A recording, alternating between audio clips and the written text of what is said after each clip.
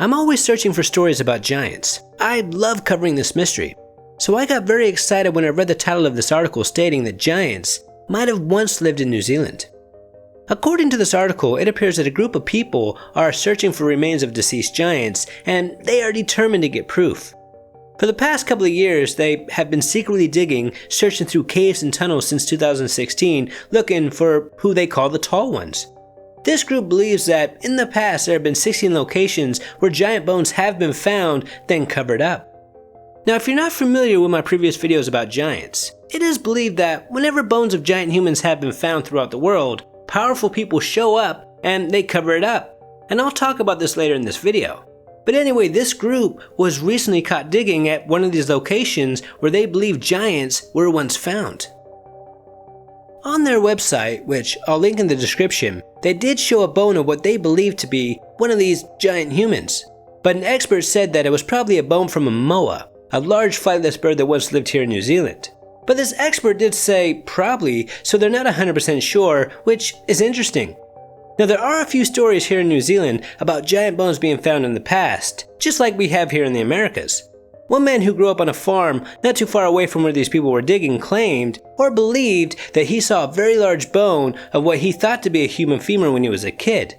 Another said that when he was a teen, road workers uncovered a crypt that was filled with 14 or more giant human skeletons. And after this discovery, it was quickly covered up by archaeologists, or so he believed.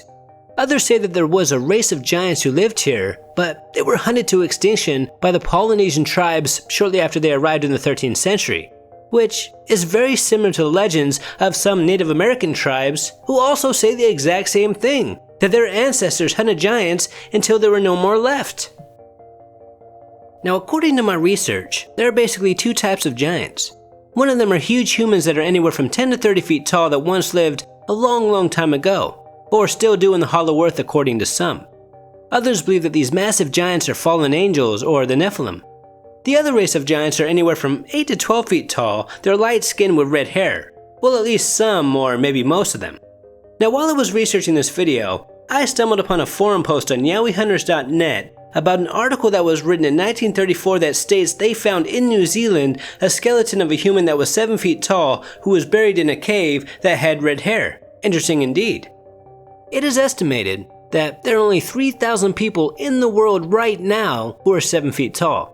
It's also very unlikely that the Dutch, who arrived to New Zealand in the 17th century, would bury any of their loved ones in a cave. But the natives did. It was a custom of theirs. But what are the odds that there was a 7-foot Polynesian with red hair? Now, since this article was written so long ago, it's hard for us to find out any more information. And if this was a red-haired giant, maybe he or she was still growing. One of these giant hunters also claimed that there was a skull of a red-haired person that was thought to be a native in a museum. But one day this skull just vanished, and this museum claims that it doesn't even have one single photograph of it. So if this is true, I would also find it highly suspicious. And it's because of stories like these is why people in New Zealand believe that there was once a race of giants that lived there. And it seems some powerful people are trying to cover it up. And this is why this group digs only at night and in secret. Now, since we're on the subject of giants, I would like to talk about another case that really isn't talked about that much.